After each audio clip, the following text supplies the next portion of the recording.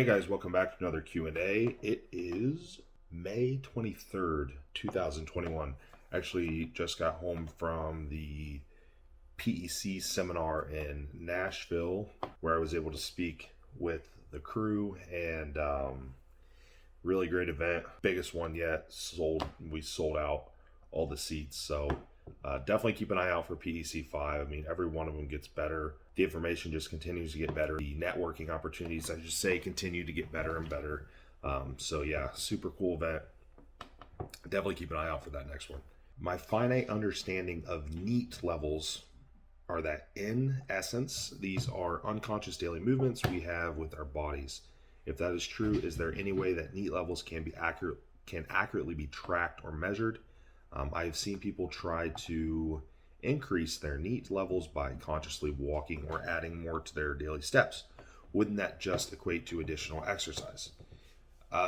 Yeah, I mean, how do you want to name it? How do you want to name this, right? Like, how do you want to label this? If you're saying like, well, let's increase our steps to increase our NEAT. I mean, really what you're doing is you're doing a type of, I guess, like cardio or energy expenditure, right? I mean, it's planned. I mean, at that point, you're probably planning the steps and you're intentionally going out and adding more steps. So is that really NEAT? Again, it really just depends on how you want to label it.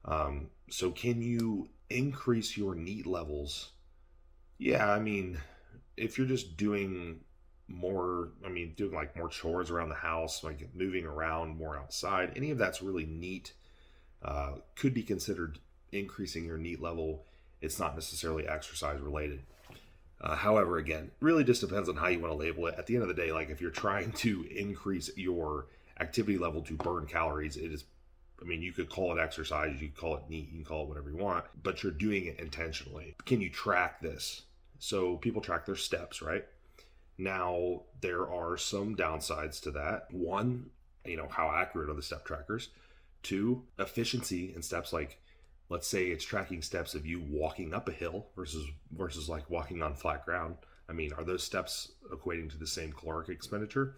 Probably not. Also, things like becoming more efficient in your movements, taking smaller steps, taking bigger steps, taking faster steps, taking slower steps, like whatever, becoming more efficient in your movement because your body's becoming more energy efficient and trying to slow you down and make you more efficient in any way that it can. Again, it really just depends. It's like a labeling thing. Like, how do you want to label this? I think it would be a better way to think of this would be, well, how do we program how do we want to program cardio for that person? Do we want to increase steps, or do we want to use like a step model, or do we want to use a formal cardio model, or do we want to use some combination of both where we hit this amount of steps and we do this, formal cardio, like, walking on a treadmill or, step mill or whatever. So, you can decide how you want to label these things. Again, it's splitting hairs at the end of the day. It's just really a way to like quantify your energy or quantify your activity so you can manipulate it. I'm doing this, so now it's not working, so now I need to do this. So however works best for you to quantify, go for it. Using insulin during a fat loss phase, can this be implemented as an anti-catabolic aid if carbs are high enough on a per meal basis? Sure, you could use it, but your pancreas is going to produce endogenous insulin to cover those carbohydrates. So like you using the exogenous doesn't really offer much of a benefit over what you're going to produce endogenously in this case. And you're probably not eating so much that your pancreas isn't able to keep up with endogenous production, aka like high food in a surplus where the exogenous can help. This is not really the same thing because you're in a deficit. So is it really offering you any benefit over what your body's already doing on its own? So probably not. Maybe in like refeed scenarios or something, but the refeed, you're really not in a deficit. I don't really see much reason to do that over just letting your body endogenously produce it if you're already insulin sensitive enough to, do your thing. Why do some sleep supplements include L-Dopa and other dopamine promoting ingredients? Good question. Understand there are studies showing dopa role in circadian regulation. Very true. But surely you want a low dopamine environment to sleep and also promote serotonin release. Also true. Some sups like Fade Out, I don't know this supplement, sorry, actually makes getting to sleep harder, I find at times. I don't know what's in Fade Out. A dopamine, probably L-Dopa.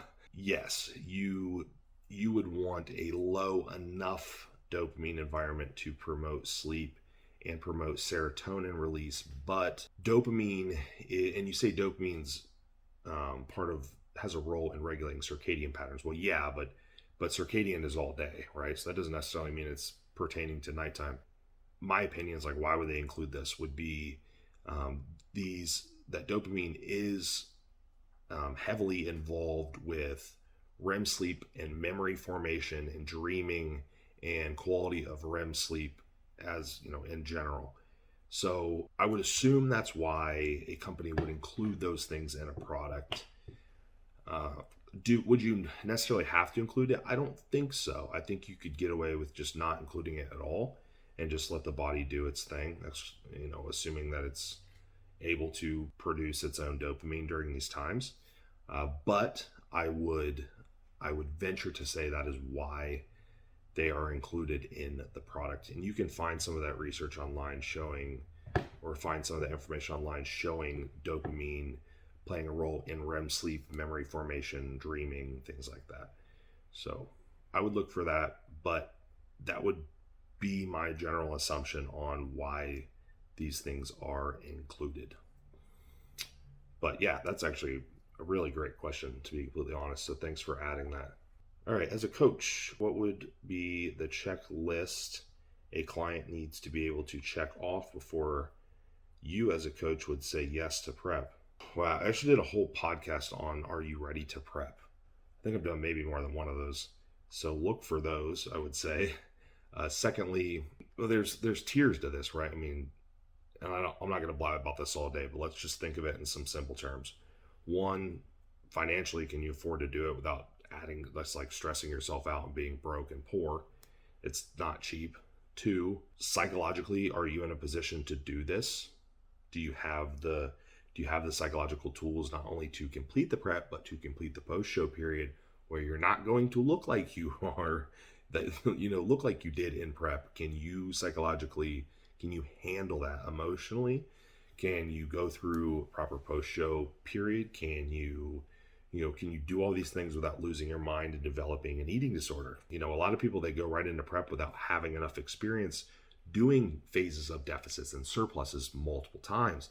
That's why I like to work with people and go through at least one or two of those phases up and down, and just make sure they understand how they feel and how things look and so on and so forth. That's very important. People jump in prematurely and then they have a really bad experience. It happens constantly, hormonally, metabolically, you know, obviously doing all the baseline stuff, checking lab work, so on and so forth.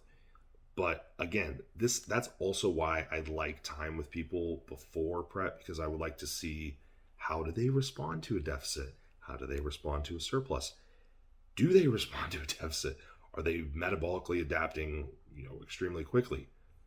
Is there some kind of deep-rooted adaptation there from years of dieting attempts that I'm not even seeing, that I wouldn't even know because they didn't report it, right?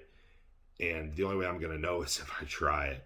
So, you know, like this, there's all this stuff I want to figure out beforehand and just make sure that we're going to have we're going to be able to get through the prep. And even a person that's in a good spot, it's still going to be hard to prep most of the time. Learning these things through just at least a little bit of work beforehand is going to be extremely helpful, because you just don't know. I could take somebody that they have good labs, they've had a off season that they think is good, right? All these things, they appear okay, but as soon as we start pulling calories out, their body's like, nope, not having it. Had we taken time to go through and you know, done a phase before, then I would have known that. I would have maybe had a better approach or a better way to combat that, or maybe I would have caught something in there that was wrong, that was not presented in the consultation, you know, by the client.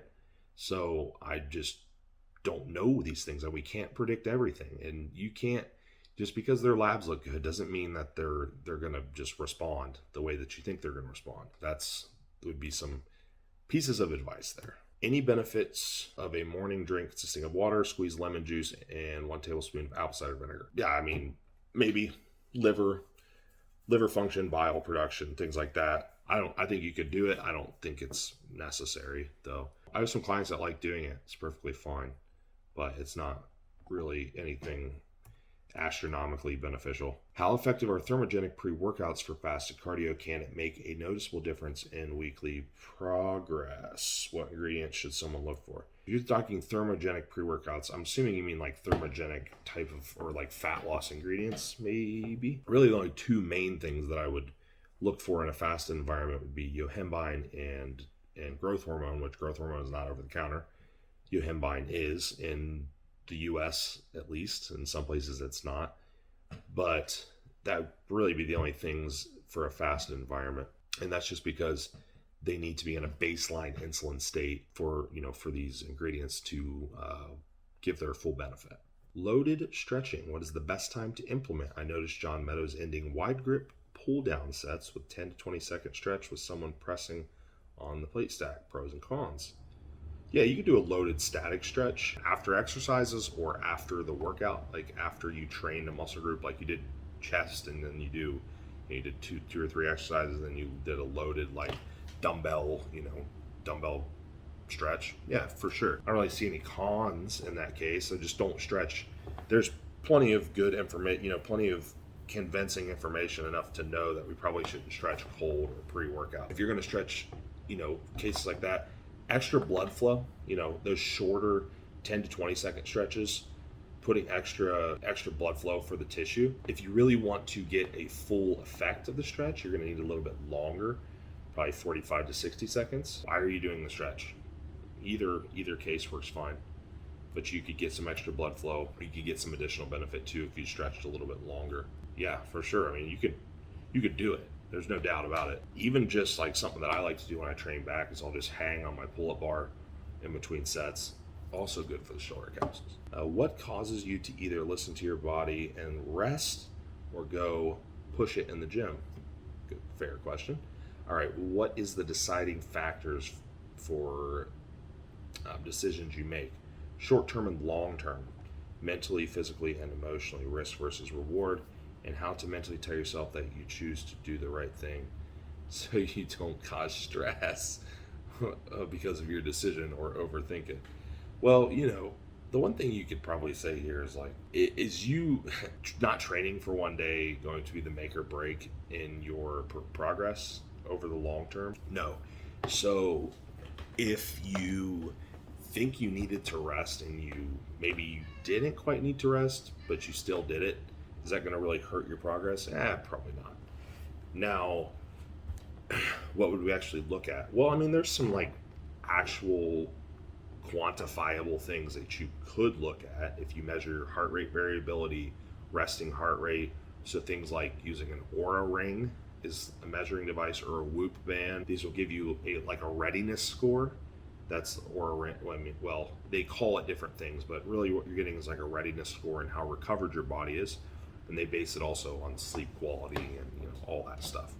Now, do you have to have those things? No. I mean, you could probably figure that stuff out yourself too if you're able to objectively do that. If your sleep sucked and you feel like shit, then you probably aren't going. You probably shouldn't train. Seems obvious, right? But you think of it from a nervous system standpoint. You're taking a situation or a body that's already was exposed to that stress, and then you're stressing it more.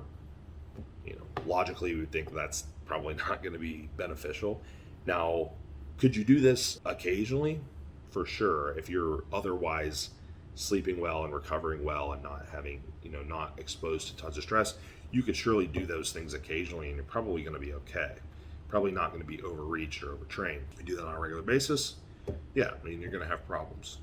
So you ask short-term versus long-term. That's your, really your answer to that. Injuries, maybe, you could maybe lump that in there, getting injured because of training when you shouldn't. Also, just lack of progress. Like, obviously training your body when it's already really stressed out and under-recovered, and especially from a nervous system standpoint, it's not going to make as good a progress as you could, right? and your sessions won't be as productive as they could be. It's funny because some people that I'll work with, let's say they come from like this 6 day a week training background, and I look at their training and I look at the amount that they're doing, and I read their consults and I listen to their performance, and it's like, it's okay. Let's back it down. Let's improve the quality of the training sessions and reduce the amount first, and see where you're actually at when we have a high quality of training session. It's usually a 9-day difference back down to like 4 days or something, right? Just as an arbitrary example. And boom, performance shoots up, right? They get stronger. They're progressively overloading. They're doing well.